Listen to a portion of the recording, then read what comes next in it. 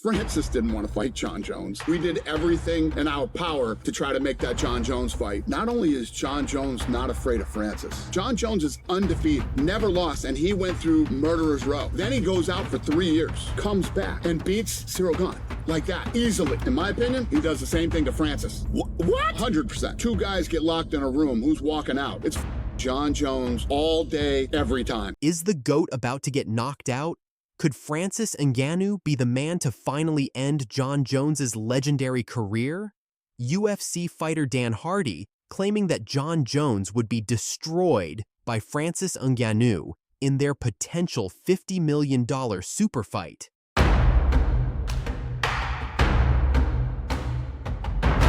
The fighting world is buzzing after PFL founder Don Davis revealed that Jones could make a life-changing $50 million payday if he steps into the cage with the Predator Ngannou. But according to Dan Hardy, all that money might just buy Jones a one-way ticket to the Shadow Realm. So is Jon Jones ducking Tom Aspinall? Is Ngannou truly the most dangerous heavyweight on the planet? And is the self-proclaimed GOAT's legacy about to come crashing down? Let's break it all down. Right now, Jon Jones sits in a precarious position as the UFC heavyweight champion. At 37 years old, Jones is facing mounting pressure to unify the titles against interim champion Tom Aspinall. The MMA world is pretty aware of something tonight. Francis Ngannou is in that building, and you are going to be in the building as well. Yeah. What are your thoughts on potentially crossing paths with one Francis Ngannou? I've met Francis before. He's a sweetheart of a guy. Outside of the fight game, you know, he's a pretty respectful guy. I could be really respectful as well. I'm looking forward to seeing the brother, giving him some knuckles. If we're not fighting, there's no reason to have a bunch of beef, especially when we see each other in person. It's cool to talk trash and keep the fans excited and stuff like that. But if there's no fight contract, then we're bros at the end of the day. The British knockout artist has publicly stated he's accepted a fight with Bones, but Jones has remained conspicuously silent about facing the younger challenger. Reports suggest Jones is asking for 6 months of preparation time and a massive payday to face Aspinall, a request that has many in the MMA community questioning whether the champion is looking for a way out. So Jon Jones has come out and said that he needs 6 months of preparation to fight Aspinall once it's locked in, which means we are not going to get this fight on International Fight Week. We aren't going to get it in June, July, or August. The earliest that we are going to get this fight, and that's if it is signed over the next week, is in September. If this takes a few weeks to get done, we aren't going to see this fight until October. Jon Jones is an absolute embarrassment to MMA. He is a disgrace. He should be not only stripped of the World Championship for this move, but should be stripped of GOAT status and should be eradicated from the histories of... Meanwhile, across the promotional divide, Francis Ngannou has been making waves since leaving the UFC. After testing himself in boxing against Tyson Fury and Anthony Joshua, Ngannou returned to MMA in October 2024, absolutely demolishing Renan Ferreira in his PFL debut. Former UFC fighter and current PFL commentator Dan Hardy didn't mince words when asked about a potential Jones versus Ngannou matchup. Speaking to TalkSport, Hardy delivered this brutal assessment. "Yes, I think he does," Hardy said when asked if Ngannou would beat Jones in the cage. The thing is with Jon Jones, I mean, I have admired Jon Jones for a long time. You know, both as a fighter and martial artist, and also, you know, we did a lot of autograph signings and stuff back in the day, and he was always great with the fans. You know, for all the critical things that people say about Jon, like he stood on that Zion's booth for probably 5 hours with me and Frank Mir and met everybody, and it kept his energy up. He's a good dude, but he's. The thing is with Jon Jones, I have admired Jon Jones for a long time, both as a fighter and martial artist. We did a lot of autograph signings back in the day, and he was always great with the fans. He is a good dude, but he is aging. Hardy continued with this devastating critique of Jones's current physical state. "We all age. I wake up in the morning and I hit the bag. Then the next day I wake up and I feel like a bus hit me. I don't heal the same way that I used to, and that is the same for everybody. We saw that with Jon's pectoral injury. Him getting to the cage healthy at this stage is a real challenge." Aging, right? We all age. Like, I wake up in the morning and I hit the bag. and then the next day I wake up and I feel like a bus hit me. You know, I don't heal the same way that I used to, and that's the same for everybody. And like, you know, we saw that with Jon's pectoral injury. Like, him getting to the cage healthy at this stage is a real challenge. You know, when he said 6 months to prepare for Aspinall, my first thought is he's not going to be able to train for 6 months without getting a major injury somehow, right? And it goes the same for all of these guys. What I will say about Francis Ngannou is simple. But the most shocking statement came when Hardy described what makes Ngannou so dangerous. What I will say about Francis Ngannou is similar to Yoel Romero. He is an absolute athletic freak.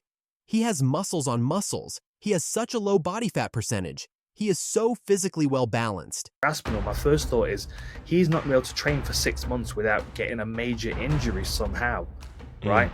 And it goes the same for all of these guys. What I will say about Francis Ngannou is similar to Yoel Romero. He is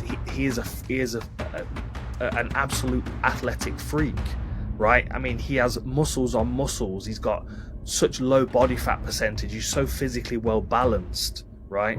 Now, Jon Jones moving up to heavyweight at this point in his career, like, he's still 30 pounds off Tom Aspinall, you know, and I think Tom beats Jon Jones at this stage.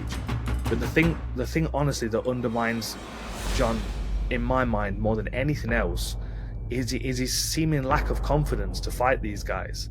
Like, that honestly is the biggest thing. And then came the killer line that has the MMA world talking. The man can legitimately punch holes in people.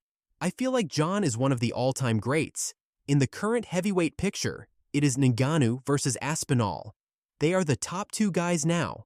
PFL founder Don Davis made headlines this week by suggesting Jones could earn a staggering $50 million to fight Ngannou in what would be one of the biggest fights in combat sports history. I don't know if you saw, but Francis tweeted, "Good job, Johnny Boy.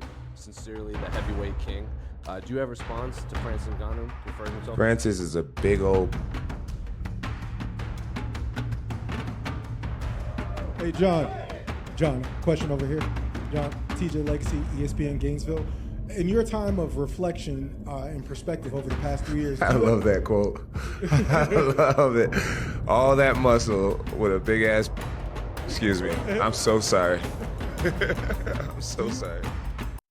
The question now becomes, is this enough money to convince Jones to take a fight that many, including Hardy, believe he would lose? Jones versus Ngannou was once the most talked about superfight in the UFC, before contract disputes led to Ngannou's departure.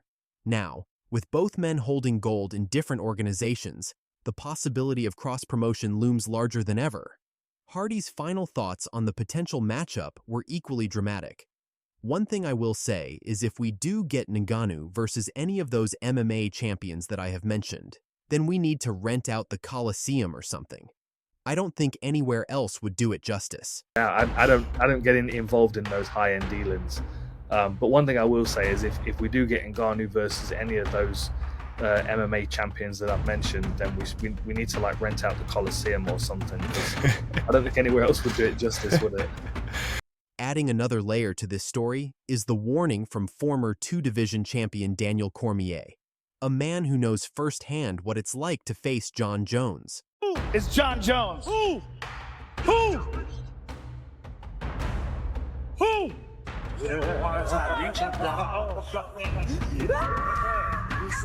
Undisputed UFC heavyweight champion of the world,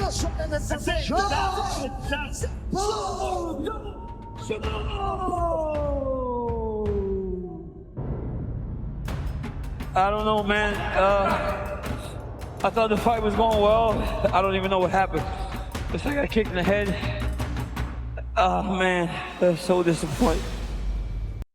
Speaking on his Good Guy, Bad Guy show with Kyle Sonnen, Cormier offered this cautionary message to Tom Aspinall that could equally apply to Ngannou. He's very mean, he's durable, he's hard to fight, and Tom Aspinall is going to find that out, right? So yes, Chell, I love the duck, I love all the fun, I love all that. But at the end of the day, when you get in there with that dude, don't start rethinking things. Because you start rethinking things in there with that dude, he's going to run right through you.